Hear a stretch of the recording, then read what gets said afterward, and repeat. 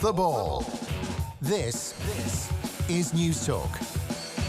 Hello there, you're very welcome along. It's Joe Molloy with you as ever on a Sunday. We have Premier League action coming your way. Wolves against Sheffield United is first up at 2 o'clock. Stephen Doyle and David Myler on commentary. And then 4:30. It's not on the TV, but you will get Manchester United Aston Villa from Old Trafford with us here. Dave McIntyre and Brian Kerr on duty. Updates as well from the other two games today. Norwich against Freddie Ljungberg's Arsenal and Leicester host Everton. 53106 is the text number. We are at Off the Ball on Twitter.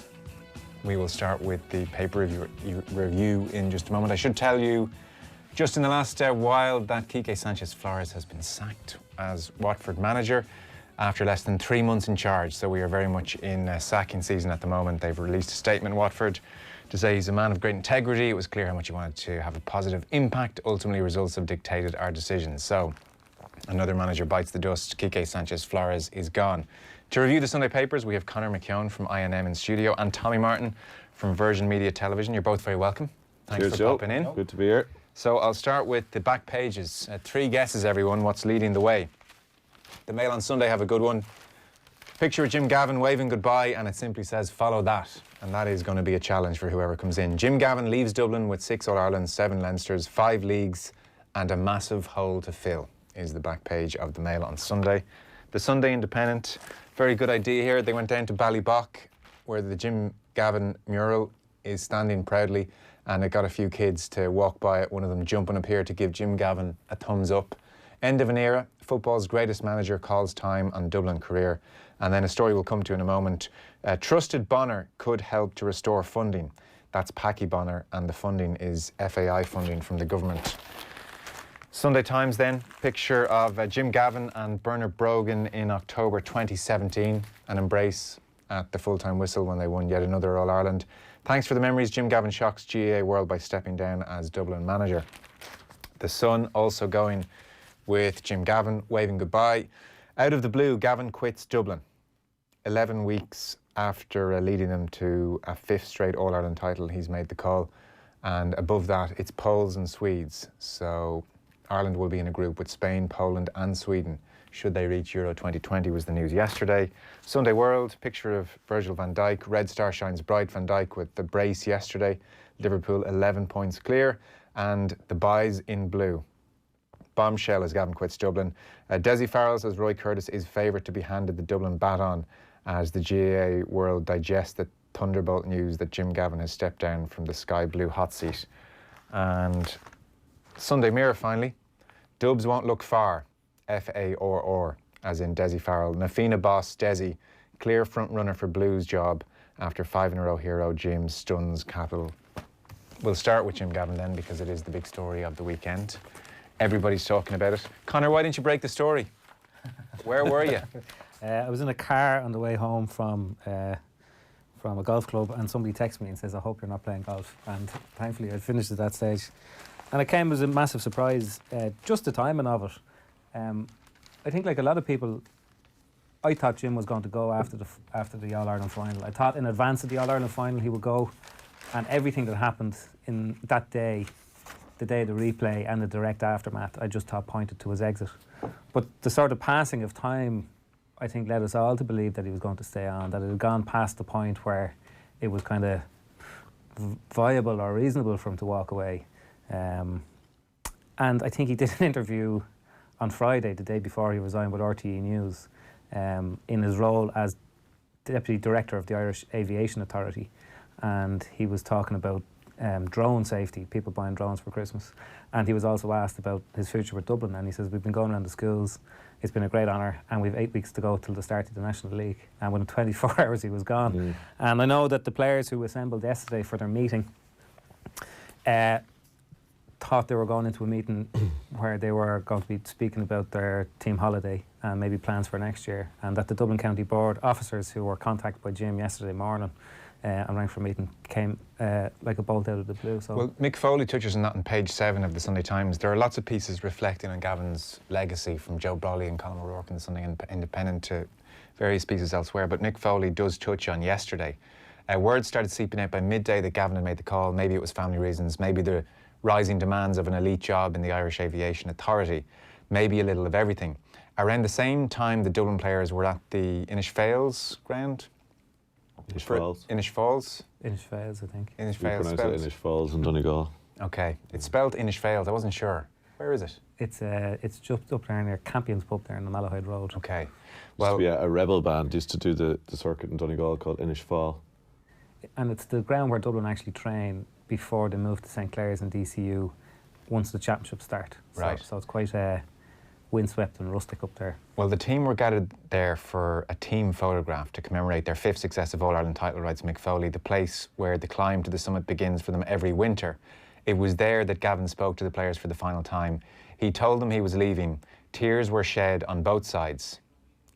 And then he goes on to say, for all the distance Gavin established down the years between him and the players, everything they shared and achieved made them family. Yesterday that ended.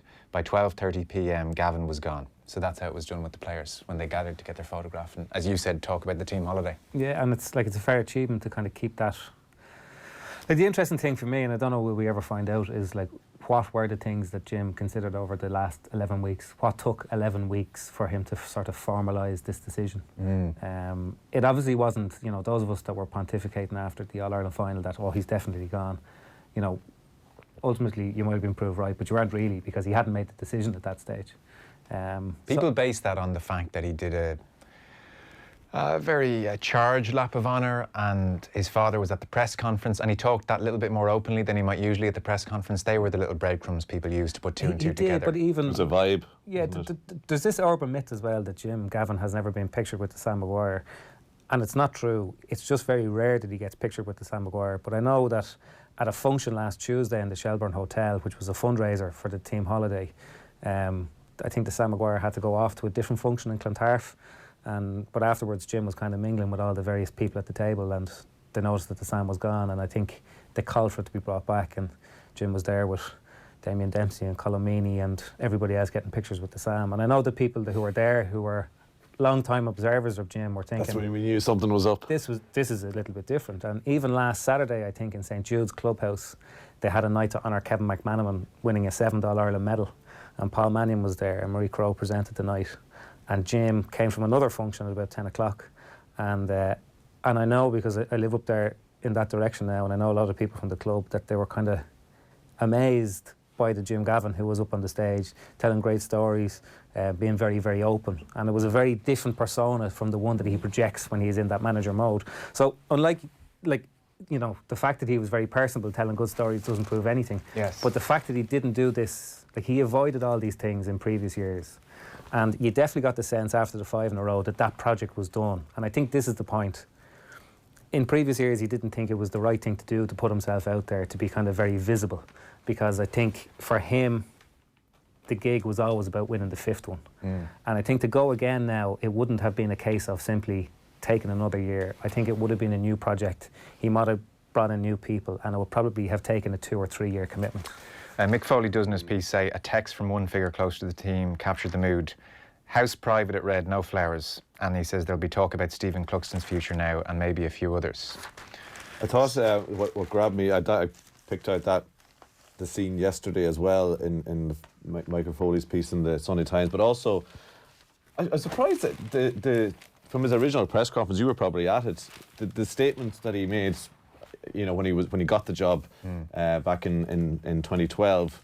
Like, if you read through it now, it's an extraordinary mission statement, to use that in terms of when you see from 7 years removed how it all panned out. My goal is to create a team which is imbued with an ethic which puts winning for the team and the county ahead of individual glory. A team that will accept patterns of play and tactics which are designed to support the team rather than inconvenience the player, and to build a team that has a strong awareness of the traditions and the values of Dublin football. I would see teams that play with humility. I'll expect that from them.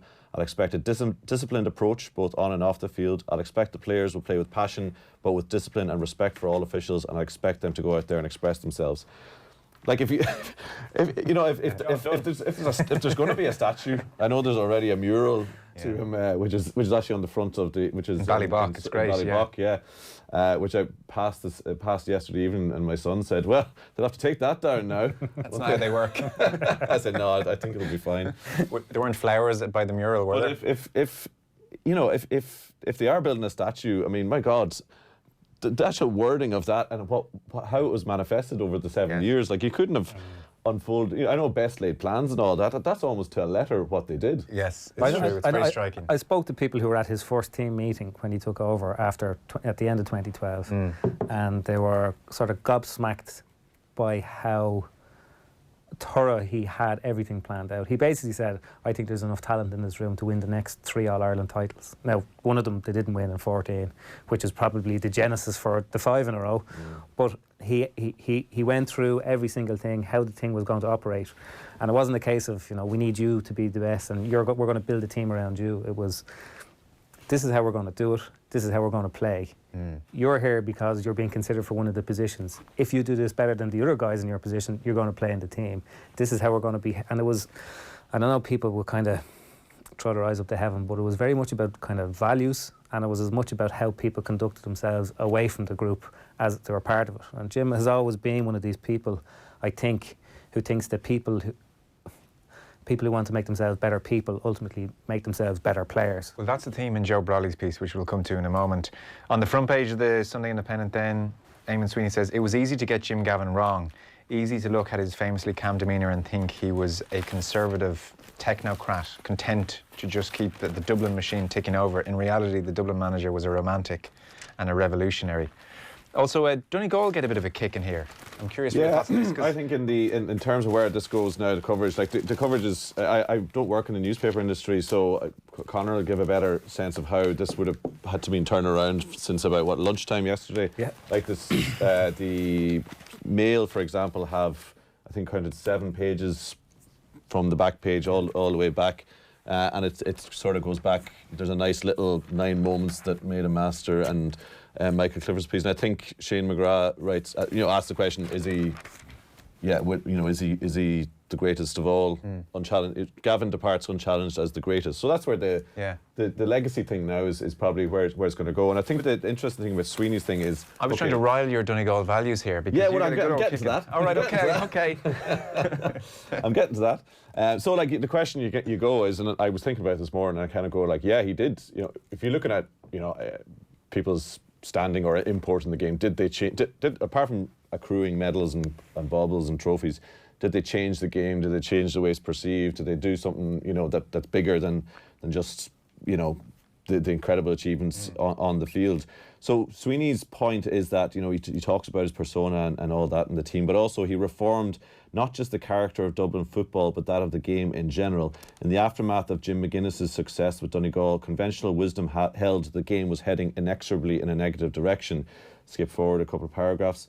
And he says, if Dublin's dominance might not have been good for the championship, the way they played and the example they gave was great for the game. The McGuinness style now seems absurdly old-fashioned as teams turn away en masse from its dystopian view of the game. Oof.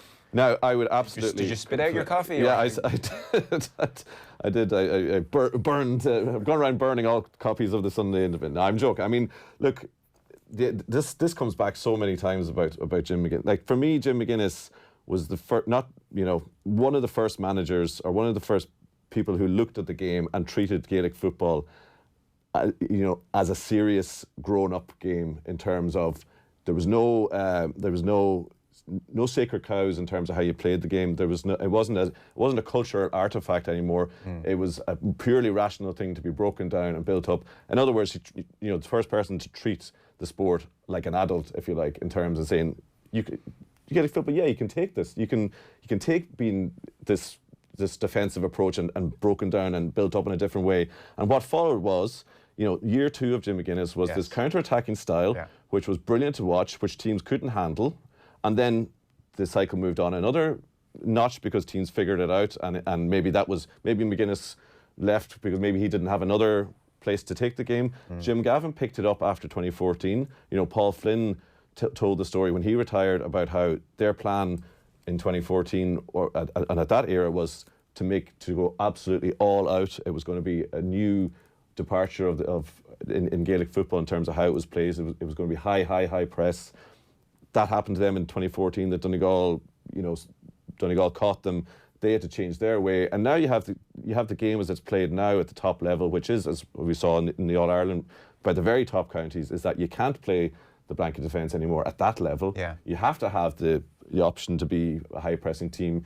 maybe you sit back in possession at times and then you go. And it's a hugely more complex tactical sport now than it was 10 or 15 years ago. And I think that all started. There are people who say, well, if it wasn't for Jim McGuinness in 2014, Dublin would have won 7 in a row this year. But I actually think that loss was one of the key sort of, whatever you want to call it, learning points to everything that came after that. Because Dublin in 2015 won an All-Ireland final. They only scored 12 points, but they kept Kerry to 9 points.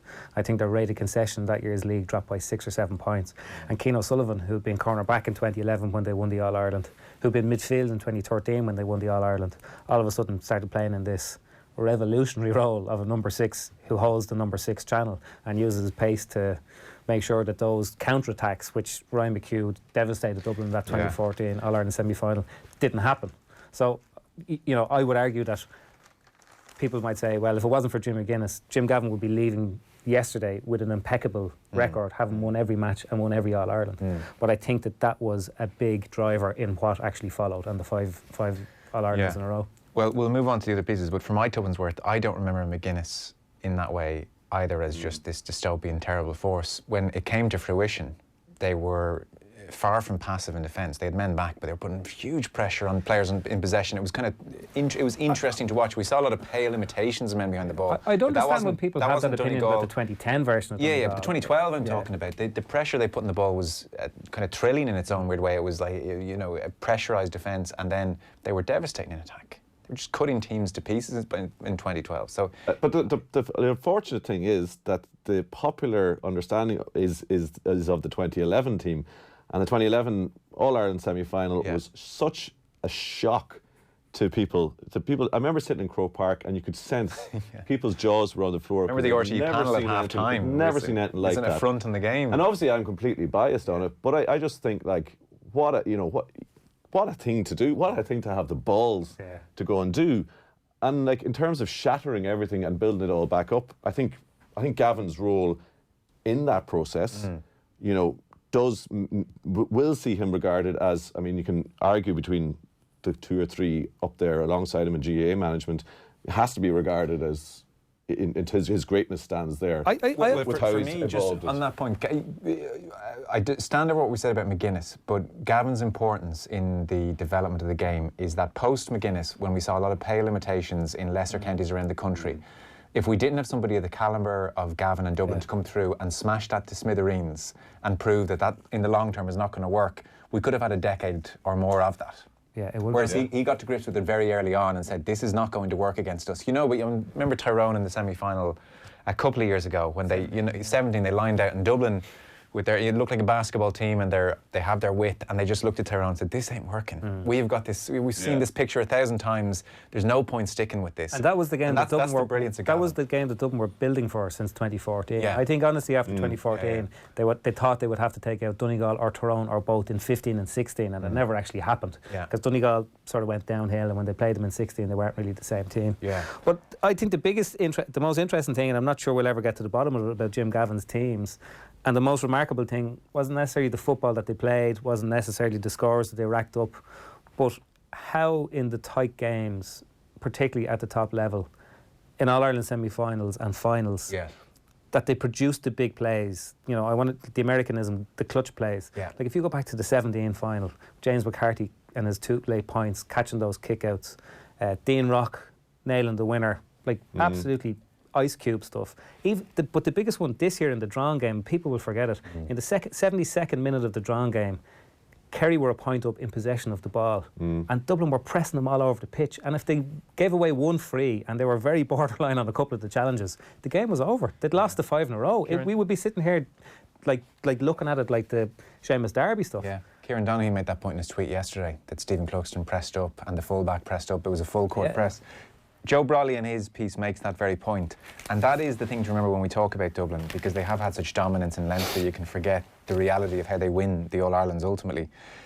We see Dublin, so unlike the Kerry Golden Years team, 8 All-Irelands in 11 years, or the Kilkenny team, 11 All-Irelands in 15 years, this Dublin team are not good enough to go out and destroy their main opposition, 3 times they've gone on to win the All-Irelands after draws and replays. In 2013, they beat Mayo by a point. 2014, Donegal ambushed them with a perfect counter-attacking display. 2015, they beat Kerry by 3. 16 and 17, 1-point wins over Mayo, both games that they could have easily lost. Only surviving the draw in 2016 final after Mayo scored 2 own goals.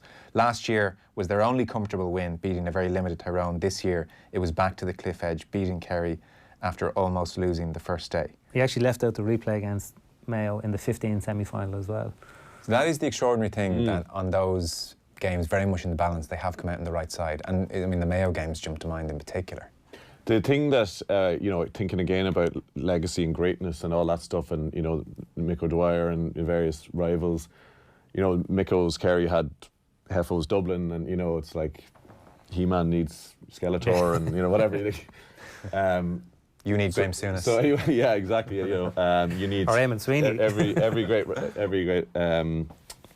you know, greatness. You need a rival to challenge you. You know, did Dublin have a great rival? And I mean, that's a question about Mayo, that maybe if they'd picked up the All-Ireland there, you'd be talking about, you know, was there a great challenge to them? But like when you spell out the tightness and when you watch those games and saw what was thrown at them, and you're watching the 2017 final and Mayo go 2 points up with 2 minutes to go or whatever it was, and you're actually going like, Mayo are going to do this. They're actually going to do this. Yeah.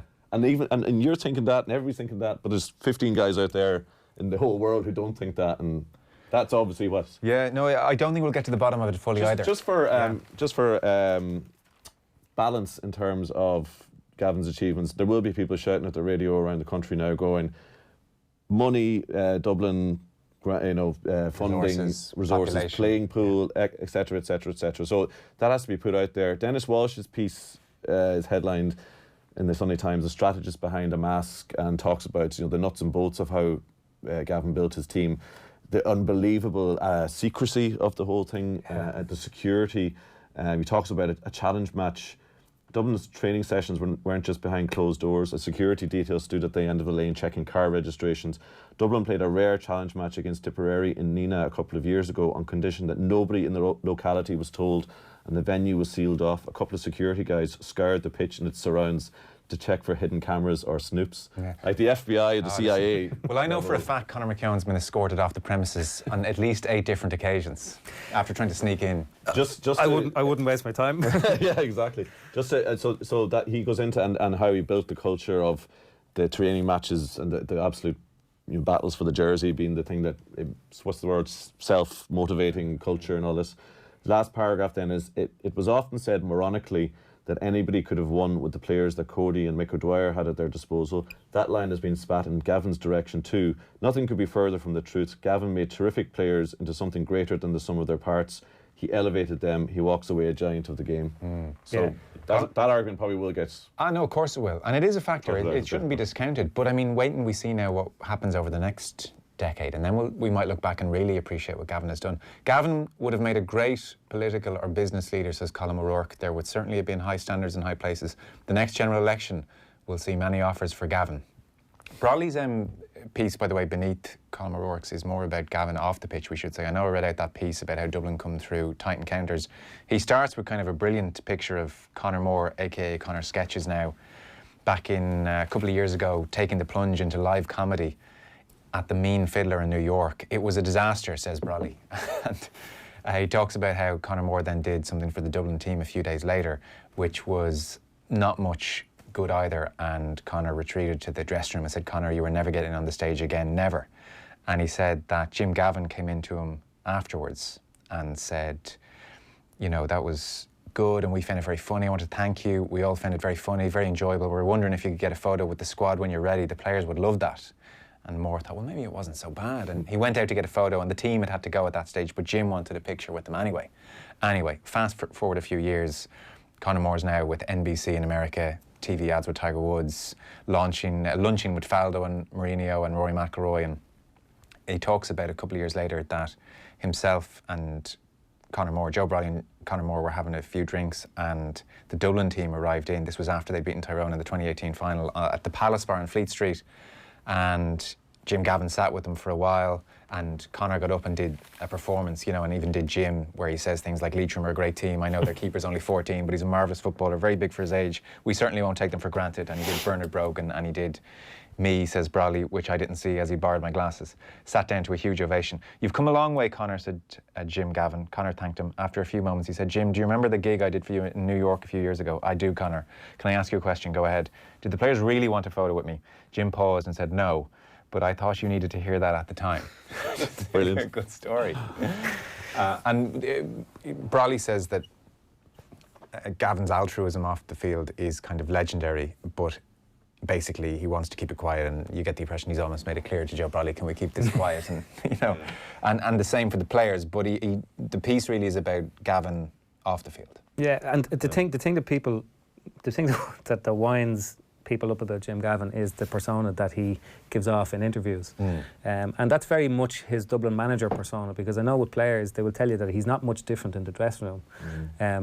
He purposely sort of takes his character and his personality out of the role, because he doesn't see his personality as being part of it. It's actually the first line of Shane McGrath's piece about him. Jim Gavin seemed determined to make his way through inter-county management without leaving any personal impression on the game. And that's an absolute fact. Jim would always deflect. It's like that story about not getting photographs taken with the Sam Maguire. He didn't see it as his role there. But the point that Joe Brawley makes here, and it's a fact, because I knew Jim before he was Dublin manager, and I knew of Jim as being part of the kind of the band of the team from the Dublin team in the 90s. There were, men around town, yeah. And Jim, a very, very personable way about him. And he's very generous with his time. And he has a completely different personality than the one that you see when he does interviews on the Sunday game. Because I think that Jim divided all the tasks of being Dublin manager into two categories. Things that can help the Dublin team be better, and everything else. And everything else he devoted minimal time to, or none, if at all possible. Yeah, I mean, if I'm sure you've met him kind of in a social situation when he's not on. I remember speaking to him briefly at the Manager of the Year lunch a few years ago, and he was just normal. He was really engaging, interested, funny, chatty, talking to people, listening to people's stories and responding. Quite a normal person. But the one that I always come back to is one of the homecomings a couple of years ago. I remember being at it, reporting at it, and he was giving a speech. And obviously he's, the All-Ireland's just been won, and he's dropping a certain level of it. But there was the way he spoke about, and he was there in front of 5,000 rabid Dublin fans, and the way he spoke about the city, and the way that the football team reflects the city, and the way we play with a flair and a style, that's connected with the heart of the city and all. It was stuff that you're kind of going wow, no wonder they love him. No wonder they love this team. And there's a couple of the pieces kind of get that thing that he wanted them to. He took them up. I can't remember who says it now. Maybe it was that he took them up the Guinness Tower one day before the start of one of the season, and told them to look over, and this is the place you represent, and all that sort of stuff. That he really just got a real connection. I think before the start of the season, he brought the team down to a park in Drumcondra that was actually the scene of Dublin's first All-Ireland win in 1894, when it was populated by people from Tipperary and all over the country. And he had this very strong sense. It's a mad thing to say. People threw their eyes up to heaven when Dublin said they didn't do any collective training on that trip that they went to. Do you remember they went over to the Normandy and the Battle of the Somme and all that sort of stuff? But they actually didn't. Jim had this thing about collective sacrifice, in 2015, after they beat Kerry in the All-Ireland final, and that documentary was made about the All-Ireland final where the ref was mic'd up, you could see in the dressing room wall the Terry McSweeney quote about it's not those who can inflict who will win, it's those who can suffer the most. And he had this very strong sense that what they were doing was a commitment, and you did it for the greater good. But he was also, he didn't expect players to do it blindly. He was constantly trying to sort of get across to them the reason they were making this big commitment, that they were part of something bigger than just themselves and this team and the pursuit of the All-Ireland that were trying to win that year. And I think you could come across quite sort of contrived trying to do that, but I don't think he did. I think he pulled it off. Yeah. In the aftermath of Ordinary Joe and all that, will it make a good book? If you know, whenever he Absolutely not. says same to your man. No chance. We won't see him on the Sunday game next year. Well, I mean, if he wrote the book as in laid it all, when he steps away, you know, eventually, and it has a bit of distance and tells the story, like it would be. He never will. You know. How big is that if, I wonder? Can I just, before because we've got to move on, there's lots of other stuff in the papers and I've got to get to a quick ad break. The back page of the Sunday Mirror, for instance, is Dubs won't look far, and it's a picture of Dessie Farrell managing Nafina. John Brennan in the Sunday World goes through who's in line to follow the leader. Dessie Farrell, he says, the clear and obvious favourite. He's coached every one of those Dublin players named above, and these are all the mainstays of the team, as either minors or under 21s, so he wouldn't have to introduce himself to the panel. Farrell has said in the past that he doesn't want the job, and he has just agreed to stay on as Nafina manager, but he is the favourite. Jason Sherlock's name is mentioned. Paul Clark is mentioned, always manages the Dubs in the O'Byrne Cup when Gavin and the team are away on their holiday. Declan Darcy says a young family, also heavily involved in a family business. Pat Gilroy is down at around 11-1. If Gilroy would declare an interest in coming back, the county board gathering to appoint the new Dublin boss would last all of 10 seconds, says John Brennan. But having walked away from the hurling job 14 months ago because of pressure travelling a lot for his high-powered job, the hero of 2011 would hardly be able to come back now, would he? If he would, ... So where are we? Is this Dessie Farrell's to turn away? I think so, yeah. I think it's his turn, you know. Like, they've been very lucky in Dublin, and I think they'll come back to review this period for Dublin football, that they had 3 really highly capable men in charge of the teams. Pat Gilroy, Jim Gavin, even before when he was with the under-21s when Pat was senior manager, and Dessie. And I think what Dessie has isn't just experience managing, like he's won 2 under-21 All-Irelands and a minor All-Ireland. But what he did was that group of players that are now backbone in this Dublin team, Jack McCaffrey, Kieran Kilkenny, Paul Mannion, John Small, Brian Fenton. Dessie was actually manager of their development squad. So he coached them when they were 13, 14, 15 years of age. Turned out okay. So he has that connection. I know Jason Sherlock has been part of the management team, and I'm sure he would be very ambitious and a lot of the really good forward coaching. You know, you talked about the Throne game. That comes from Jason, and I'm sure he'd be a good coach. But there probably is a sense in Dublin GAA at the moment that it is Dessie's job. Now, he's committed to Nafina for another year. I think he's still the performance coach for the Dublin Hurlers. But and he will have been as surprised yesterday morning as anyone else to hear this. But, I mean... Plans can change quickly then. Plans can change quickly when it's the Dublin manager's job. It's big shoes to fill. Oh, listen, best of luck. Wants to be the Moyes to... Yeah. Well, we'll take a short... I hope Gilroy takes over Vincent's next year. That's all I hope he does. We'll take a short... Or Donegal. We'll take a short break. Back in 1 second. This week on The Home Show, social housing, plans for O'Devany Gardens in Dublin, and how spending money on home staging can bag you a better sale price. We'll be looking at sustainable crafts and gifts for Christmas. And brown furniture. Do you have an unloved old sideboard or occasional table hanging around like a bad smell? We have advice on how to breathe new life into it. The Home Show with Sinead Ryan on News Talk. Download and subscribe to the podcast now at newstalk.com and on the News Talk app. This week at Dunnes Stores, we've got some great festive offers. Like Budweiser, Carlsberg and Coors Light 500ml 24 packs for just €20. And McVitie's Victoria Biscuits 550 gram for just €3. Plus save more with our 10 off 50 grocery voucher. Dunnes Stores, always better value. See online for terms and conditions. Minimum spend required. Please drink responsibly. Every bumpy road, every bit of weather, every school run, every moment of reflection, every... It's rush hour on a Friday. What did you expect? Little disagreement, every tight squeeze. Everything about a Skoda is made for Ireland. When you find the right home, you want nothing to get in your way. That's why Lea Life offer mortgage protection in minutes, not weeks. Our fast, straightforward mortgage protection application process is the best way to keep your mortgage moving.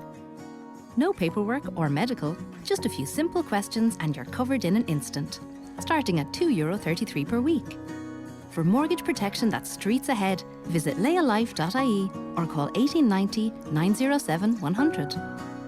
Insurance provided by iptiQ Life SA. Lea Healthcare Limited, trading as Lea Life and Lea Healthcare, is regulated by the Central Bank of Ireland. Take the stress out of Christmas with this week's Sunday Independent. Get the annual Life Christmas gift guide with a perfect gift for everyone on every budget, supporting Irish shops. Hosier gets philosophical with Barry Egan, talking about God, science, and what makes him angry about Ireland. And the political landscape has changed, but what does it say about our country and the future of our politics? Plus Ciara Kelly on the great unspoken sexless marriage. The Sunday Independent, a complete read.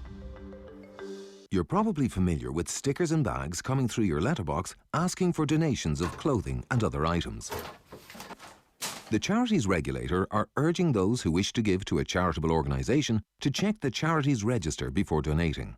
Legitimate charitable collections should clearly state the charity's name, contact details, logo and registered charity number. You can check the Charities Register at www.charitiesregulator.ie. Supported by Garda Síochána. All you need this Christmas is carry-out off-licence. Make your money go further with our incredible deals on box beers, multi-pack cans and wines from all over the world.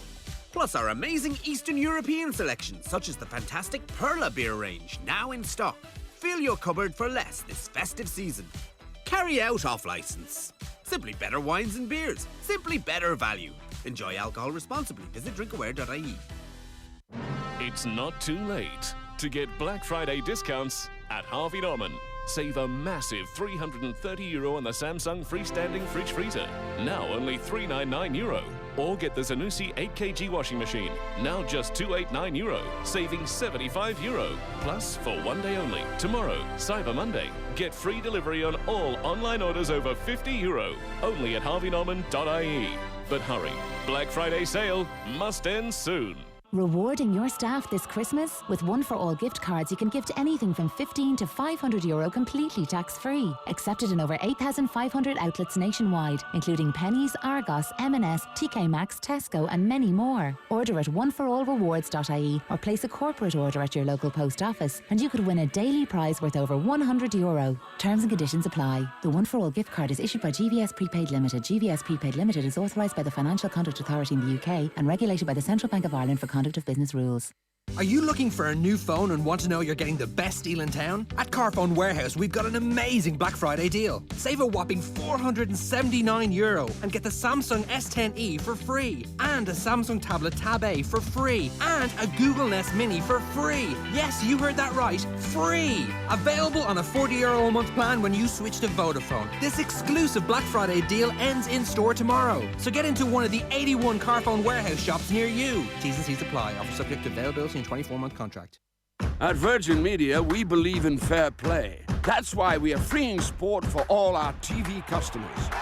Want football as standard on your plan? Done. Sit back and enjoy all the thrilling action from the UEFA Champions League and UEFA Europa League on Virgin Media Sport.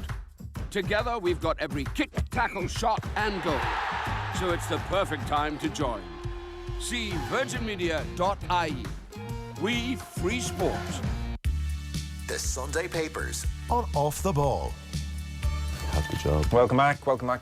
We have Tommy Martin from Virgin Media and Conor McKeon from I&M reviewing the Sunday Papers. We will be over at 2 o'clock to our first live game of the afternoon. Wolves, Sheffield United, Stephen Doyle and David Myler standing by very shortly. And then 4:30, it's not on TV, but Manchester United, Aston Villa from Old Trafford is on here with Dave McIntyre and Brian Kerr. Jim leaving is good news for Dublin, says Kieran in Lucan. I think he was getting to Joe Schmidt loyal to players level. I think Devon Toner, Michael Darragh Macaulay and Bernard Brogan might disagree with that. Anyway, he says, the lads that have been around the last number of years have done us Dubs proud, but we need to see the next group of lads coming through, and the new man coming in will be open to bringing youth through and challenging the older lads. In fairness, I don't think that's a fair criticism of Jim Gavin at all. If you look at the team from 5 years ago and the team now, are they younger? They're pretty close to younger. Forward line certainly is. The biggest trick that Jim Gavin pulled was after 2016 and the replay against Mayo, their forward line looked quite old. The Mayo defence, which were in their pomp at the time, you know, great defenders, Colin Boyle, Lee Keegan, Keith Higgins. The following year, Manning got in the team, Con got in the team, and they were kind of fast-tracked. So actually making the forward line much younger. Like Dean Rock is the oldest member of the Dublin forward line. I think he's 28, and he's the oldest by about 4 years. So that wouldn't be something I'd be throwing at him this morning. No, me neither. Jim Gavin's left at the right time, knowing that Kerry are going to dominate the next 7 years. Anonymous text in, though I do wonder if it was by Owen Sheehan. Jim Gavin, great manager. Let's hope the Dubs can find a character who gives us a bit more in pre- and post-match interviews, says Ellen. What Gavin did brilliantly, which isn't talked about enough, is have a brilliant backroom team around him. Jim would say himself, team effort, but it takes a good leader to lead that team. Jim got the right people around him, says Pat in Sligo. So front page of the Sunday Independent Sports section, I mentioned this at the very top of the show. Trusted Bonner could help to restore funding. Packy Bonner, writes John Green, is the ideal person to facilitate a restoration of funding to Irish football, the Sunday Independent has been told. So short version here, €3 million annually is what the state gives the FAI. That is obviously being withheld at the moment and has been since April. One of the members of the Oireachtas Committee on Sport, the TD, Mark McSharry, has said that I would suggest somebody of the calibre of Packy Bonner or even someone else of that ilk would be perfectly suitable for that. When he says that, it seems the sports department are thinking about almost a third party to fund the FAI, so that they would give the state money, and they particularly want to target the women's game, but they would do it via a trusted independent third party. So they don't want to just hand over the money to the FAI in its current guise, but they are toying with the idea to obviously keep funding moving, to give it to a third party who would then distribute it to areas of the game which need it. And it's understood that the proposal to use an independent third party for the women's game is likely to extend to other areas. And Mark McSharry says Packy Bonner could be the man to do it. I would suggest somebody of the calibre of Packy, or even somebody of that ilk, would be perfectly suited. He is a national icon. He's a former technical director of the FAI, and he's been out of the association for 10 years, so he's far enough removed from that. Obviously, your mind cuts to an imaginary scene of the committee sitting around and somebody banging the table going, what we need is a safe pair of hands here. Who could we get? Packy Bonner. I don't know. I've nothing against Packy Bonner here, but it just seems like top of the head stuff, doesn't it? Packy Bonner, to give him his, again, to correct the proper Donegal pronunciation. In fairness to him, and he did have a senior position. He ticks a few of the boxes. Technical director, yeah. He is a safe pair of hands. He did have a senior position as a technical director and was well regarded within Irish football. And most crucially, at the moment, he was perceived to have been shafted by the old FAI back in the time. So his the ultimate stamp of approval. His political standing is probably high. Yeah, maybe. But it's important that this funding tap does get turned on. Sure. The cynicism about where the FAI are at and the degree to which they're being reformed at the moment is absolutely well placed and should not be given a cent until it's reformed in true sense. But as that piece suggests, there are places where the money needs to go and get to. And I can understand if they feel like, right, there needs to be a mechanism put in place. The rest of that piece is a lot of members of the committee quoted going, we don't know what's going on. We need to know what the story is here. Yeah, so I'm sure you would have seen during the week that the report commissioned by the FAI, by Sport Ireland rather, the KOSI report, has gone to the Gardai. And this apparently has caught the FAI by surprise. Noel Mooney said it was a punch in the stomach of the FAI. And everybody, as you said, Tommy, on the Oireachtas Committee doesn't have a clue what the hell is going on. I have no idea what's going on, said Morgan O'Kechik. Isn't this fantastic? Yeah. I have no idea. This isn't on the Oireachtas Committee. I've no idea what's going on. We're in the dark. I've spoken to other members. They're frustrated too. They've no idea what's going on. We know nothing. And that's very unsatisfactory from my point of view. And the committee chairperson, Fergus O'Dowd, as John Green writes as well, says they want to know the state of play on the Mazars and Grant Thornton reports, which were commissioned by the FAI. He said the committee has a number of questions which need to be answered. The committee wants somebody from the FAI to come up before the committee very soon, despite the KOSI report being with the Gardai, because frankly they just need to know what is going on. Nobody has a clue. All these reports were commissioned. We thought, well, we'll get to a point sometime towards the end of this year when they're all published and we'll have a good feel for where we are. And nobody seems to know anything. Yeah, is it that piece, I think, that refers to a similar situation that happened, it's Paul Rowan's piece in the Sunday Times.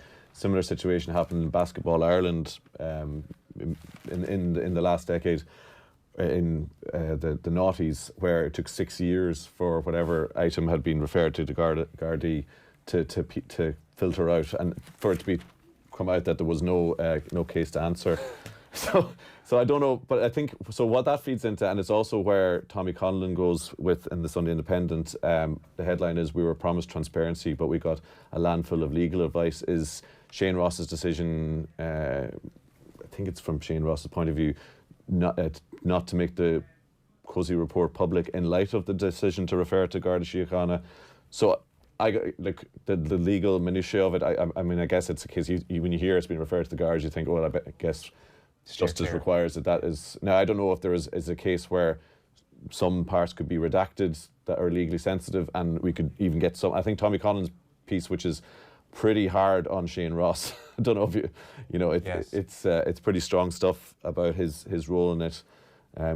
Just to pick a line, we needed somebody like Elliot Ness from the Untouchables to clean up the FAI. Instead, we're lumbered with something closer to Frank Drebin from the Naked Gun.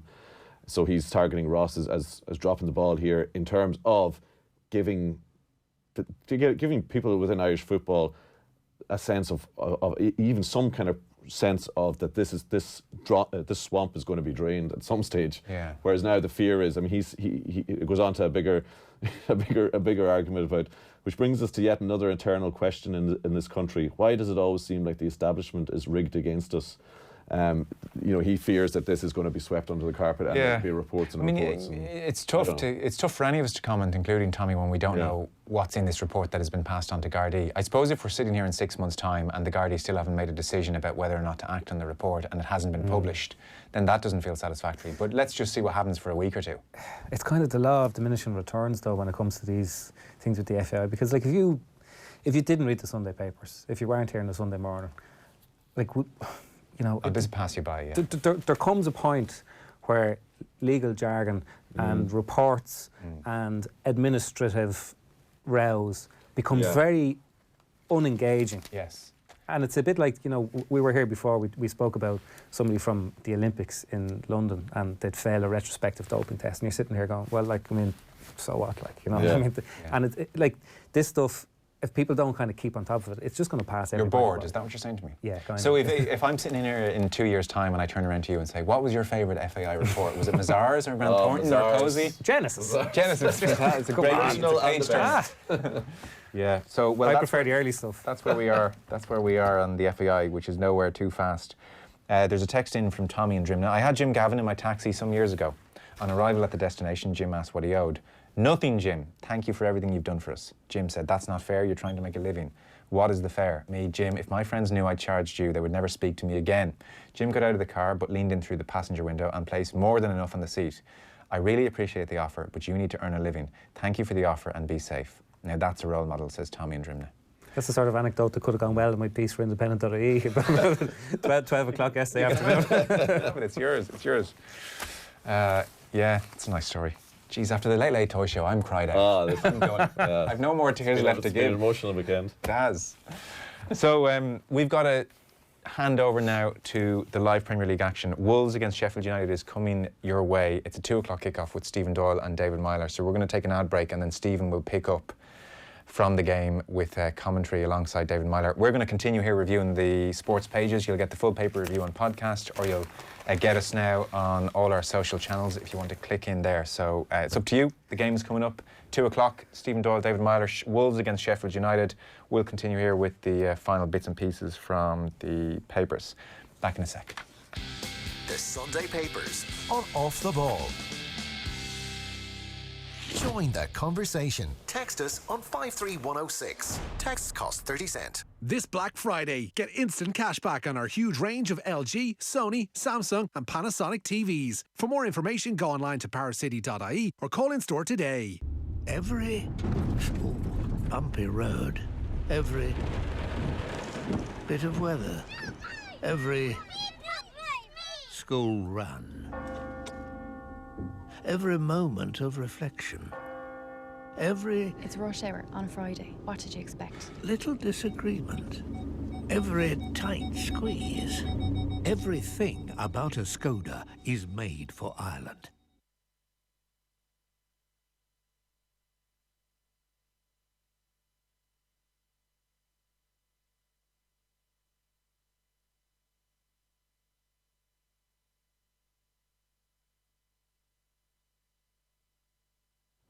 Now we're back. Welcome back, all our viewers on social media. So we are still here with Tommy Martin and Conor McKeon. That's Jim Gavin, that's the FAI. If we're looking at vaguely talking kind of soccer, football pieces, there's plenty going on. Nick Hornby writes in the Sunday Times, which I was excited to see. We'll come to that in a second. So Nick Hornby talking about Arsenal, as quite a few people are. And Dan McDonald, amongst others, writing about the draw being very kind to McCarthy's men for Euro 2020. Plus, Chris Wilder has kind of come into our lives, the Sheffield United manager. They're obviously playing at the moment and been very impressive. I think we all looked at Chris Wilder and judged the book by the cover. Yeah, that's what certainly the piece in the Sunday Times with Jonathan Northcroft, who went down and sat down with Chris Wilder this week, after which he's won the LMA Manager of the Year ahead of Klopp. Yeah, Wilder beat Klopp and Guardiola to be the League Managers Association Manager of the Year, which is quite an achievement given what those Klopp and Guardiola have achieved this year. The headline is saying we have old school values annoys me, and also the piece which comes from the Telegraph in the Sunday Independent, Wilder's Odyssey is an extraordinary tale, all about that very fact of not judging a book by his cover. He looks like an old school football man. He talks like an old school football man. He's got a face like an old school, his whole name and everything. But then when you read about him, it's a really fascinating story about what actually matters in management. And in the Sunday Independent piece with Jim White from the Telegraph, he takes over in lower league football, gets a job at Alfreton Town, wins trophies with them, gets a job at Oxford United in the conference. Yeah. And this was a centre forward, James Constable, is quoted saying, his level of planning was incredible.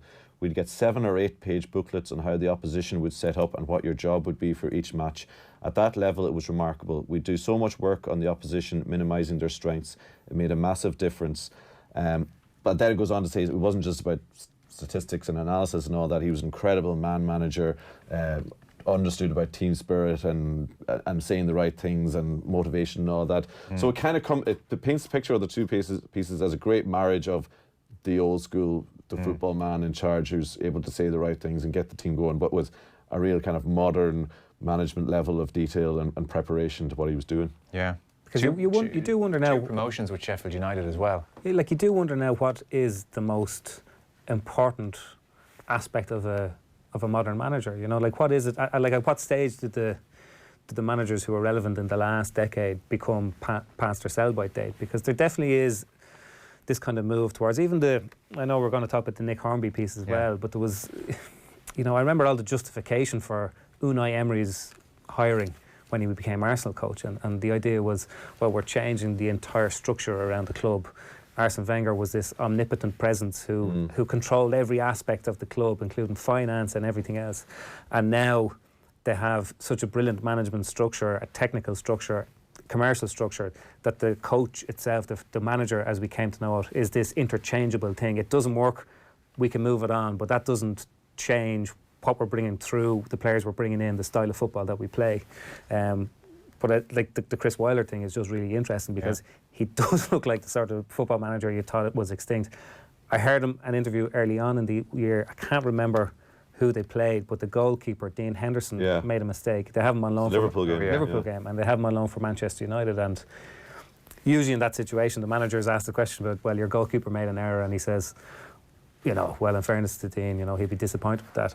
And Chris Wilder didn't. He said, yeah, exactly. And he says, and this lad thinks he's going to be playing for Manchester United. And you just thought, this is Ron manager stuff. Yeah, and it really stood out, his post-match pronouncements when they come up, because you thought it was going to be all like, so they got a couple of good early results, and you thought it'd be like, dead proud of the lads, they're brilliant today, but he was not good enough. I mean, they're after getting a draw, a draw with whatever match it was earlier in the season, not good enough.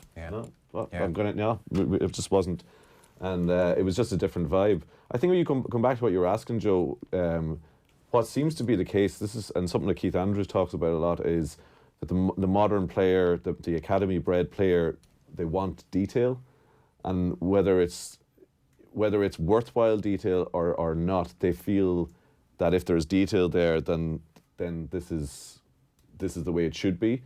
And the old school way, which was that you're all here in the dressing room because you're supposed to know what you're doing, you'll figure it out, you should be able to figure it out on the pitch, that doesn't wash anymore, because that's not what they've come up with. So, but I think come back to what Conor is saying. So there was this view, and I think it came from American sport and maybe a bit from the way European clubs are run, where there's sporting director, but certainly in American sport, where there's the general manager and the coach is very much the dressing room guy, and he doesn't have any. He wasn't the fella making signings as we would have been used to in British football traditionally. Football seems to be very resistant to that, and it seems to still want to have the detail guy who, okay, the modern player wants, but for football fans and football clubs as organisations seem to still really want the messiah or the leader or the man who's able to say the right things and kind of be the spiritual leader. You know, that it seems that it still needs a bit of that. And I don't know if the purely technocratic manager has yet been truly a success in the British game. Yeah. Maybe it will, but you look at Brendan Rodgers and how things went for him. I know they nearly won a league, but like things went very quickly downhill for him at Liverpool. And I read a piece on the Athletic, and they talked about the infamous Liverpool transfer team committee or whatever they were, and the players he wanted to bring in and didn't bring, and they kind of used it, or it certainly came across as an example of, well, if the manager can't decide which players to bring in, how can he build a team? And like, I think after Rodgers left Liverpool, most people just assumed the stock would plummet, and now you look at him now, and I think, you know, would Arsenal take him if he was available tomorrow morning? He wouldn't go. He wouldn't go. Yeah. But by the way, Sam Hoskins says of Wilder, people say he's old-fashioned. That's to underestimate him. He gets tired of that nonsense because of his Yorkshire background. Do we have anyone like that? I think it's very interesting because I don't know if we're going to talk about Souness's piece on Wenger at due course, but having spent a lot of time with Graham Souness over the last few years, I mean, he is obviously of the view that he always says the game hasn't changed. You know, people talk about high pressing. We did that at Liverpool. You know, Rushy was doing that, and he'd be the trigger, and we'd all push up, and Brucey would, you know, sweep at the back. It's all been done before, and it's all about having the right attitude, passing to somebody in the same colour jersey, you know, doing your job, making the tackles, and you know, and the thing about it is, like, are you inwardly, when that's happening, are you thinking to yourself, Twitter's going to love this? Twitter's going to love this. Absolutely. Do I have a go back at him or not? I don't have my 15 million. If you remember, the one that kind of went viral last year was him talking about, you know, you can take your I think he threw the pen, and then you can take your tactics and throw. You know, it's all about. It was actually after an interview with Christian Eriksen after the Ajax semi-final for Tottenham. And he had said that, you know, the first game, the question had been, well, was the three at the back, you know, tactically the wrong system? And he just went, nothing to do with that. We were just not the right mental attitude. We were just sitting back. We weren't switched on. We weren't making the runs, doing all the kind of like up and at 'em kind of stuff, you know, that you think is just nonsense. And so I came back to the studio and I said to Graham, there you go, Graham. Turns out you were right after all. And he was absolutely delighted with himself. Got 6 more months out of it now. Yeah. I don't think Souness is wrong necessarily either, to be honest. I mean, he often says as well, it's about getting to the ball first and these kind of things. Now, your tactics can help you do that. Yeah. And if you're Keith Andrews and Glenn Whelan against 3 Spanish midfielders at Euro 2012, you're definitely going to say, well, like, we need some help here. But I think Souness would look at that and say, well, obviously there should be a third midfielder in there. He's not averse to tactics. I just think he thinks tactics, and that Liverpool team, I suspect, would have just said, well, it's just common sense. Yeah. That's probably the difference. I think he looks at what are common sense things and then sees the modern day manager talking about these common sense things as if they're a NASA scientist, and it peeves him off. Because he's like, that's basic. We would have done that. Rushy the trigger, all that stuff. And you're talking about this like it's new. Yeah. So I think actually Souness and that Liverpool team must have been very tactically adept. And obviously, look, the physical capabilities of players now means that the tactics you can employ have changed. Players can do more, so you can get them to do bigger jobs or different jobs. But I do think the stuff he talks about would have been just taken for granted, and now he sees who would like peeve him off the most.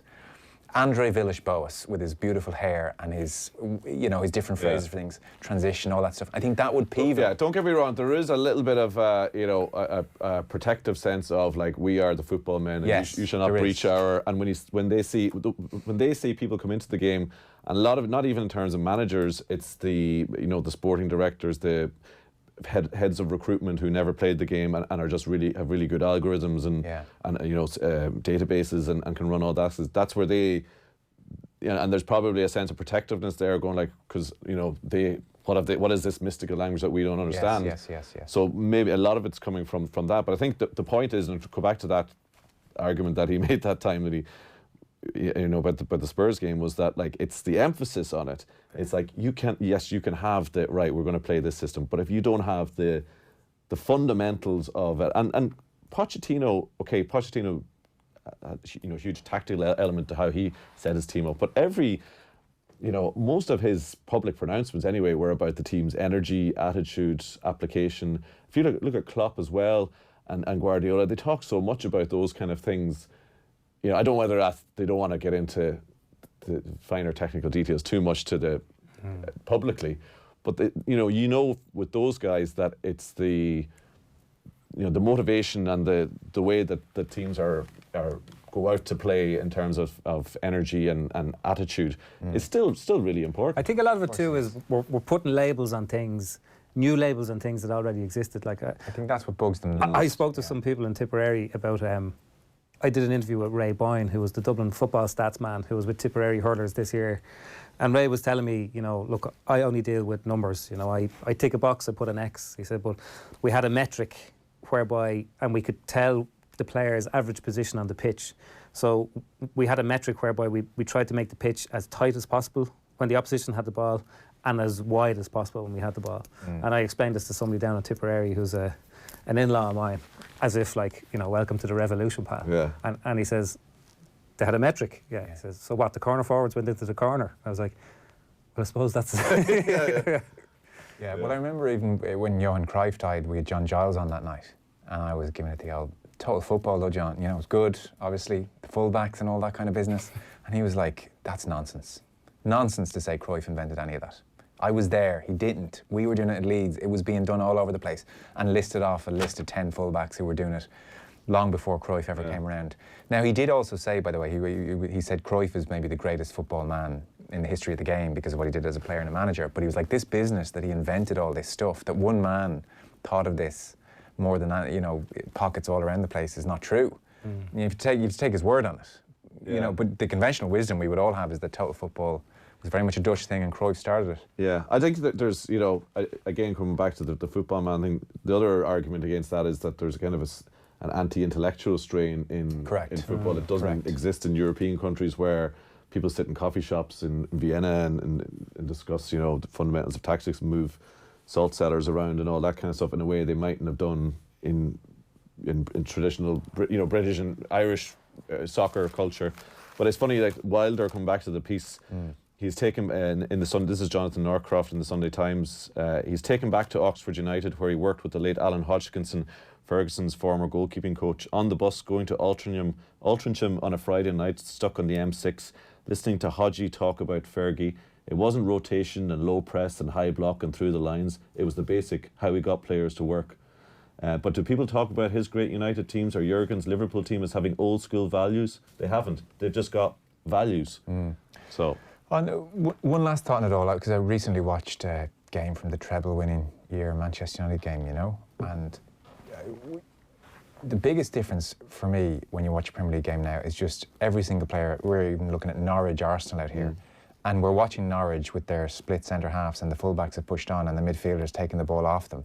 Literally every player now is just miles and miles ahead of the equivalent player technically 20 years ago. So as a manager, you can now control the game in a way that you couldn't control before. That ball, we're watching them pass around now. That gets booted long, whereas these players are all technically good, and so you're able to put together coordinated moves that you couldn't put together 20 years ago. And when I say coordinated, I almost mean pre-planned rotation and all that kind of stuff. But it's the technical quality of the individuals and the physical and the abilities of the individuals. The pitches just light years. And the pitches, yeah. And so I think that's where the game has changed. And that's, because you do watch a game from the 80s and it's terrible. You wonder though, so I had this conversation with somebody the other day. They were telling me that Zinedine Zidane was their favourite player, and they were just trying to figure out, the way the teams press now the player in possession or dictate who the opposition have in possession. You know that one would mark everybody except for the centre half who's dodgy on the ball.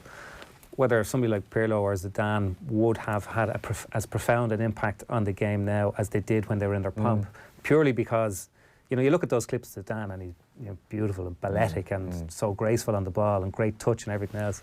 But like he gets the ball in a lot of space some of the time, and when the guy commits to the tackle and he dances around him, it's open. You know? I think all those things that you said, Joe, in terms of that as well, and as well, I think you mentioned earlier the speed of the game and the athletic the athletic capabilities of players. What, in terms what of you can ask a fullback to do now is infinitely different to back in the day. Yeah. Like if you had Neil Ruddock playing as your fullback, you're the manager, you just can't ask him to do certain things. Yeah. But probably all that's relative because the opposition is the same. But it meant the same the as well, football was very down, different though. The two fullbacks were just like, here, I'm gassed. I ain't overlapping you for 90 minutes. Robertson style, I'm going to clip it. Possibly, I think, the argument against all that is all those things you say, but also the exchange of ideas is a lot more open and, for example, we used to think, well, that's Italian football, that's a Spanish style, a bit more technical, maybe a mix. British football is 4-4-2 up and at 'em, it goes long. But now it's because the exchange of ideas is so much more fluid, whereas and like most of the managers are foreign managers and. Well, a couple of years ago, that's a huge thing as well. A couple of years ago, I found the football terrible. It was just possession for possession's sakes. But now they've got to a point where they're all moving the ball really quickly and they're trying to attack, and it is just the spread of ideas. I can't believe how good the Norwiches of the world are now. The football they play. Well, look, come back to Sheffield United. I think it's a huge thing that, there have been clubs that have come up and have been bankrolled and done well, and. But there is no bankrolling here, as far as I'm aware. I don't think there's huge. There's certainly not. There's no massive signings. McGoldrick on a free and all this might stuff. have been their biggest signing, and the style. But the inventiveness of how they play is something that their opposition is finding really hard to cope with. By the way, because we'll get to some other football pieces, you can get into the Arsenal stuff, and Nick Hornby writing in the Sunday Times is a nice novelty, author of Fever Pitch, obviously, I'm sure people know. But just beside the Wilder pieces is a thing on Jamie Vardy, who is potentially here on course to be with a good chance of, at 33 next month, beating Didier Drogba and becoming the oldest Golden Boot winner since the introduction of the Premier League. Just one thing, writes John Percy in The Telegraph, he's still sticking to his pre-match routine of omelettes, Red Bulls and double espressos. Now, that must be close to over the line for medicalisation or something. I don't know what your caffeine thing is about. His body fat, by the way, 7.5%, and he's recording times of 9.3 metres per second from sprints in training. Retired from international football last year just to focus on Leicester. So Jamie Vardy better than ever, and omelettes, Red Bulls and double espressos is his pre-match meal. That's Tommy Martin before Champions League night. Absolutely. So no ham sandwiches there. No, listen, of course not. I wonder how much is that? Just thinking off the top of my head, the fact that he was late to played non-league football and came through and didn't 26 have that, before he was. Was it that late? Or and certainly that he maybe isn't as mileage in the clock. Doesn't have the Rooney mileage. Yeah, he's a different body shape to Rooney. Definitely, to be fair. Well, there is that. Doesn't he love Skittles in vodka? Vodka and Skittles. Yeah. And was he tobacco chewer? One of those ones there. Yeah. Right. So. Well, don't fancy being his dentist. An interesting couple of months in the Vardy household, but it's not affecting him, that's for sure.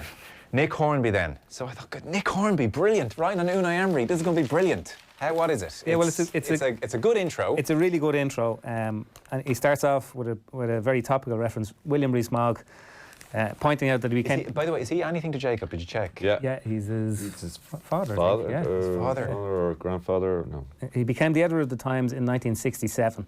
And since then, there have only been 8 other occupants of that office, a symbol of stability and dependability in an otherwise increasingly volatile world. And then he goes on to contrast that with Arsenal. Bertie Mee became manager of Arsenal in 1966 and has had even fewer successors than Rees-Mogg. Unai Emery was the 6th, which is an incredible... Isn't it? It's an incredible record when you consider the frequency with which managers are hired and fired. He does go on to say this is about to change over the next 20 years. It goes back to the point about Arsenal. When the Wenger exit plan was being hatched, mostly unbeknownst to Wenger, or certainly he was not privy to it, I think they had in mind that they mightn't find a guy who's going to be here for 22 years when they take over. And again, like, not to kind of get off this, but it's funny to talk about Wenger even because, like, in 1995-96 when he came over and when the Invincibles won the league, he was seen as the epitome of the modern manager who knew everything about dietary requirements, supplements, tactics. Broccoli.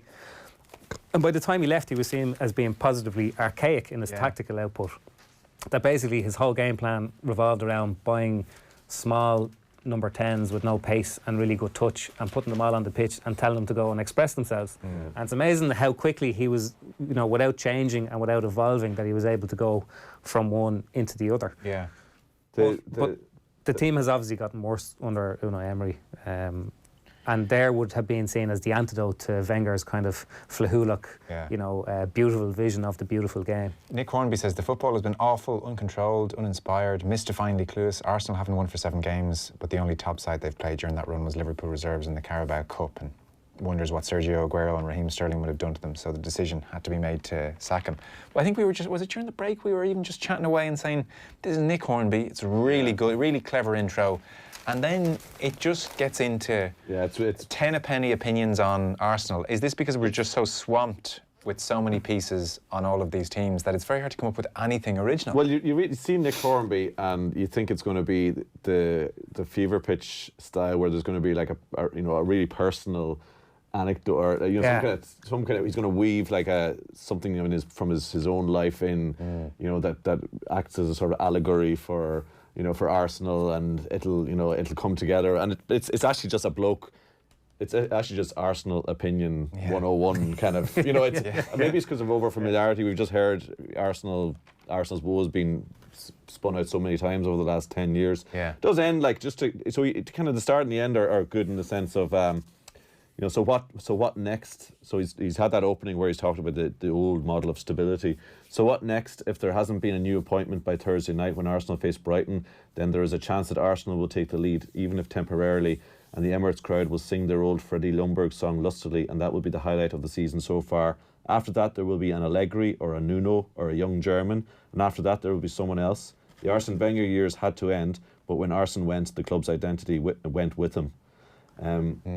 Which is which is probably where a lot of Arsenal fans are and have been over the last year or so.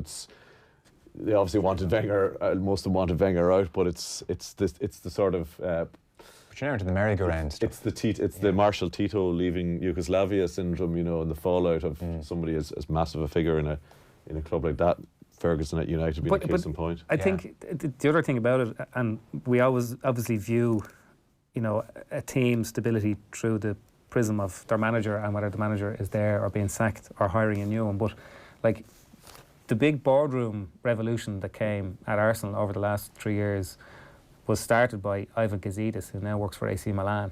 And one of the people he brought in, Sven Mislintat, who was supposed to be, a coaching or a scouting expert, has left the club. So only one of the people who was on a 4-man board to hire Unai Emery, Raul Saliehi, is still at the club.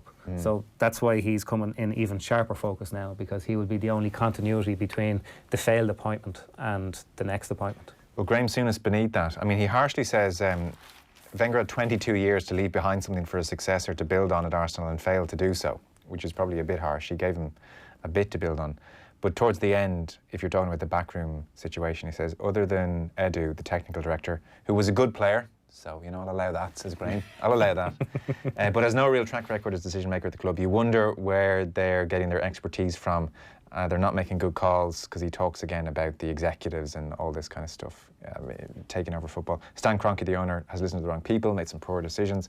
It feels like Arsenal are simply the small arm of a multinational empire based in North London, is how he finishes. Yeah, this. Graham touches on a few of his favourite points there. His greatest hits here. His greatest hits. Questioning Wenger. I always think maybe it's because Wenger wasn't really a great player. Is he questioning his... it's kind of like you have to have the certain... I mean, he's developed a real fondness for Jose, I've seen now. Yeah, it's true. He's changed his tune there. I saw you saying to him, geez, a bit of time in a Sky studio with him, Graham. Seems to have really transformed your opinion. But he's talking about the Arsenal and what how it panned out under Wenger. It says you're left looking at that dressing room and asking, where are the men? Indeed. You need the men. By the way, if we're bringing up Nick Hornby and saying the piece wasn't absolutely extraordinary, it's because we expect great things from him. So a favourite quote from Fever Pitch.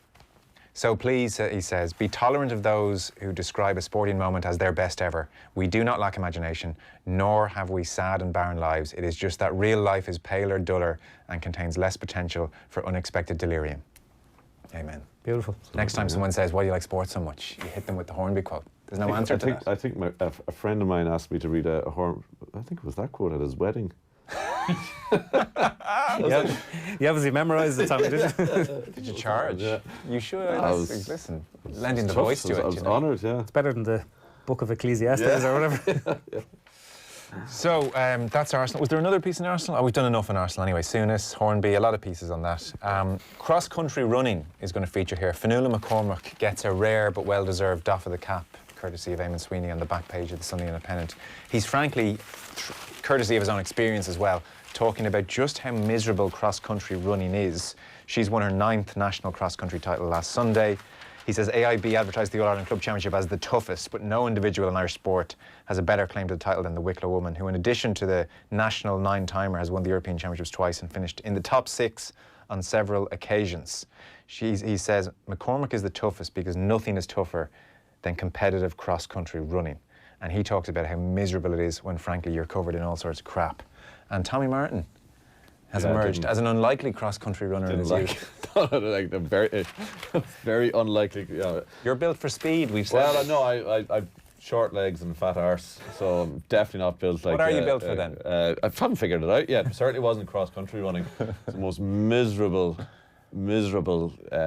hours of my youth. I think I must have run about 2 or 3 races, and then it was like, no, not for you, son. So I did.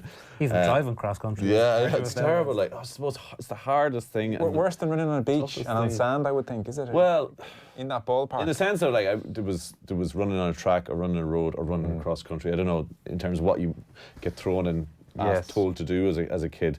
It must be the most miserable thing, toughest thing to do, and like cow shit everywhere is Eamon's main memory. But the bit that got me of this piece, it's again, to maybe say why we're disappointed about the Hornby piece is in that it didn't kind of give you the Hornby, didn't touch the Hornby sort of buttons. So I was kind of thought this would just be like, oh, Fionnuala McCormack is brilliant, isn't she great? But it actually segues into his own memories of the misery and the tough, just how tough cross-country running it is, and how much respect you should have for people who do it well. Because most weekends this winter, so he talks about his own experience, but most weekends this winter a new generation of kids have been tasting the joys of cross-country.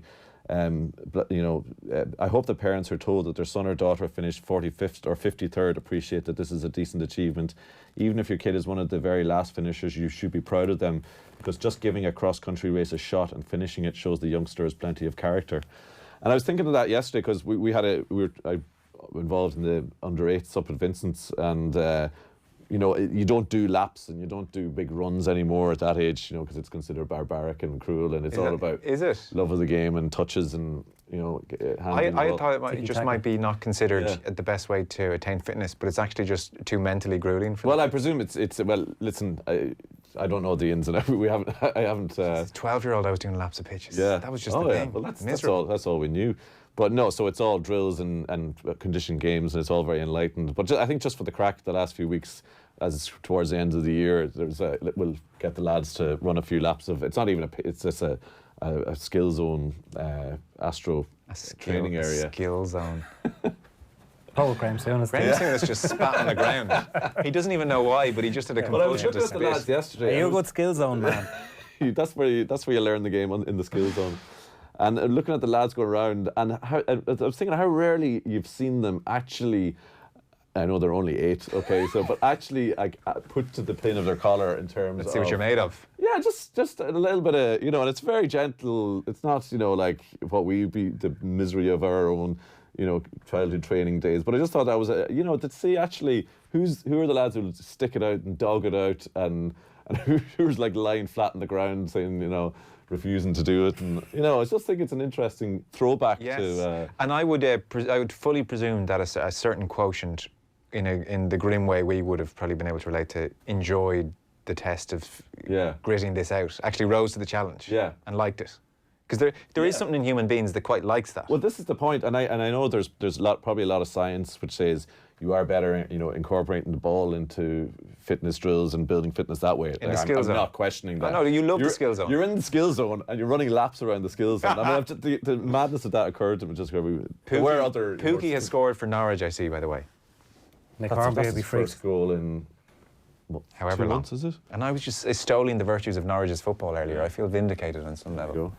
But anyway, the whole idea of character, it's a bit Victorian kind of thing of sport building character, and the lapse and the pain of all that, and it's just the piece about the cross country was a nice little thought about that. And sure, even on another topic, and this isn't a million years ago either, but like in 2011, 2010, Pat Gilroy had the Dublin footballers down near the Bullwall in Clontarf at 6 o'clock in the morning, and the training they were doing, there was no great sports science behind. No skill zone. There was no skill zone, and there was no direct link between the sort of fitness they were attaining and how they were going to play football. But it was very much a test of character, and that is still considered still considered, well, what are you made of? Will you put yourself through this for the greater cause? Yeah, it is an interesting intangible. Even Ger Loughnane and all these lads say that the running up the hill was not really for fitness. The hill in Crusheen, wasn't it? It was. Yeah, to get rid of. We didn't need the car pushed up the hill. Yeah.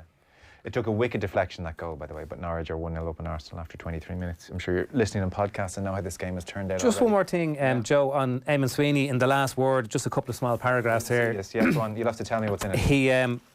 He starts off with a small anecdote from Nicky English's autobiography. He tells us about how when they lost the Munster in the Munster Hurling Championship to Limerick in '95, himself and Pat Fox went on the batter in Cashel and ended up having a drunken argument in the street as a few souls watched from a nearby chipper.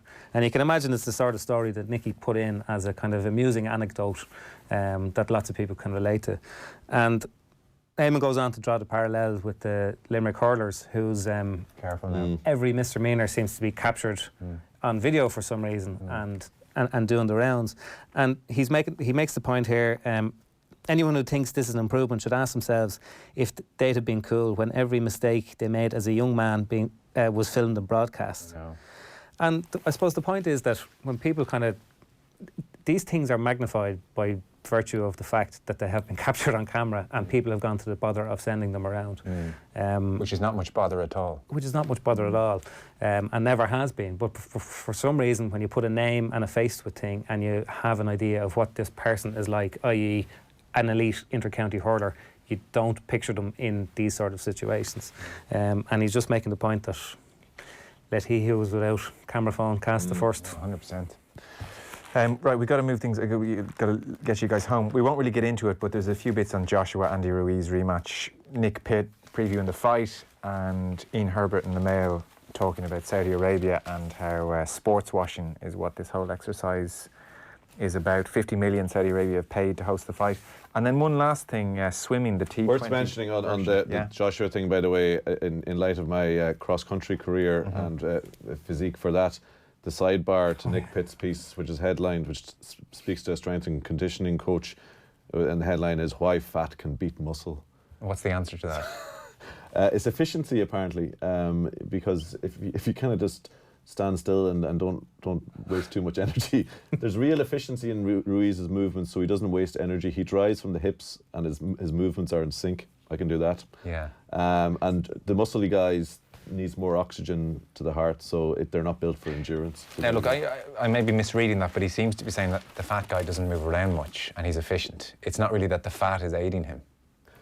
Well, that may be what you're taking out of it. But So he'd be better in the skill zone than running laps. Definitely, yeah. Be better in the sophisticated modern drills. Emma John in The Observer is talking about swimming, the latest sport to throw a small but tasty morsel to the masses. And she opens with a quote from Succession, which is obviously always a good thing. She's talking about Roman Roy. Have you seen Succession? I have. No. So Roman Roy, he's one of the lazy sons of the Murdoch-esque family who own this giant media company, and obviously it's about succession.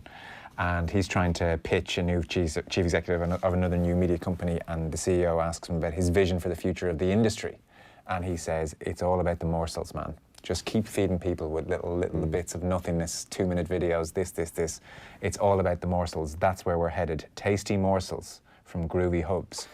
I mean, Jeezy could be right, because I spend too much time on Twitter like we all do. That's eating the morsels. That is modern life, tasty morsels from groovy hubs. Yeah. Well, swimming is the latest to go for a T20 version of morsels. They have a team, they're following in the line of Rugby X, Golf Sixes, Fast 5 netball, obviously T20 cricket. And Emma John went along for a look at this in London at the weekend. And there was team events like the Aqua Centurions, the London Roar, Energy Standard, all this kind of stuff. And what they've done here is they've gone from a 50-metre pool to a 25-metre pool, so you see what they've done there. It is interesting where sport is at the moment, if we're talking about where we are with our phones and attention spans and all that kind of stuff, and T20 has led the way as probably the most successful version of a sport kind of transforming itself. But is that just because cricket all trying to do this? Is that just because cricket was so long? Is so long. But are we not heading to a point where 90 minutes will be so long? Well, when was the last time you watched the match without looking at your phone? You were so engrossed in what was happening that you didn't need to sort of find out what everyone else was saying about ridiculous question. Yeah. I mean, the odd time I would throw my phone on the couch, just like at the far end of the room. So I do reach for it then about 5 times before I remember I don't have it, and then eventually get up and walk over and like the other sport that obviously takes a long time is golf, and they've tried it out with that competition that they have, the sixes. You lose something, and it's just not golf. It's like it's a circus, you know, and it's contrived as well. I suppose a lot of it comes back to sort of marketing and promotion, but like I suppose a lot of people who play golf would see the beauty of golf being the length of time that it takes. You know, playing it, yeah, but watching it for 6 hours is a different story. Yeah, well, watching it now with the length of time it takes professionals to take shots. But I think if you get to watch shot after shot after shot, I mean, you could swallow the 4 or 5 hours. Well, what I've now started doing is if you go on Twitter or YouTube after a round, they will just give you Rory McIlroy's every shot in about 3 minutes. And I think, well, I can get used to watching golf this way, which is a terrible thing, except for the big majors. Obviously, you'd watch them for the tension and enjoy the full 3 or 4 hours. But I do wonder now, in another generation, it seems kids are just watching football on YouTube highlights, all that stuff. It's funny that it's swimming though, because like it's still people swimming in a pool, like, and if that doesn't grab you, I know. And so I'm not sure making the pool smaller is going to. Yeah. Well, instead of 50 metres, we make it 25 metres. It's like Homer Simpson, yeah, but it's a bird and it's drinking, but it's a smaller pool. Yeah, no, it's not the answer. I wouldn't think. I don't think suddenly people who have no interest in swimming will now go, I'm in. Yeah. I think she says that in the piece. So swimming is one of the most closely followed events at the Olympics, and it is to no one's shame but mine that I have struggled with it as a spectator sport, that all you can see of competitors in action is a trail of surf, and often you can't tell who's won until their name flashes up on the board. It makes it difficult for this would-be couch expert to get involved. I think the thing about it is that so what you're talking about, like it's really bad idea for some smaller sports to start trying to ape bigger sports and how they've done things. Because if you look at what you're talking about with football, like you still need to have a match day experience and a product that is, whether it's the stadium experience, it's around nearly 2 hours long, so it's about the same length as a decent movie. You get every in the stadium, you have all that side of it, and you sell that product, and then you sell another product, which is the little morsels, the tasty morsels that you sort of put out, and maybe you put them out in social media channels, and then you do lots of other content around it. So you have all these layers of how it works. I think the problem why cricket needed to do it is because you have 5 days of this most amazing Wagnerian epic spooling out.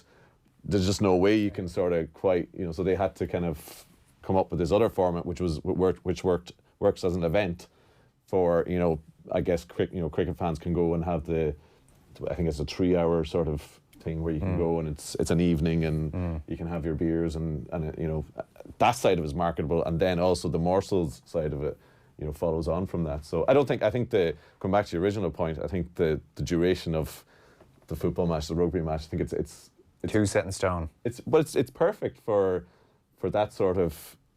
Oh, you don't think 90 minutes is too long? No, because it needs to be that movie length. That you can't charge people to come for a 20-minute football match. No, it's true. So, but I think there's a culture too. Like the spectator culture is different in each game. Like I was at an NFL match and I was at a college football game in Fenway Park a couple of years ago, and like people are trained to kind of disengage when there's no stuff like, so the band comes on the pitch, everyone goes and gets a hot dog or whatever it is. That drove me mad because I don't have that experience of watching the sport. So I think you're kind of indoctrinated into whatever the kind of viewing foibles are of watching your sport, and to kind of come up with a new format and expect that it will be the big eyeball draw just because the pool is smaller or whatever it might be.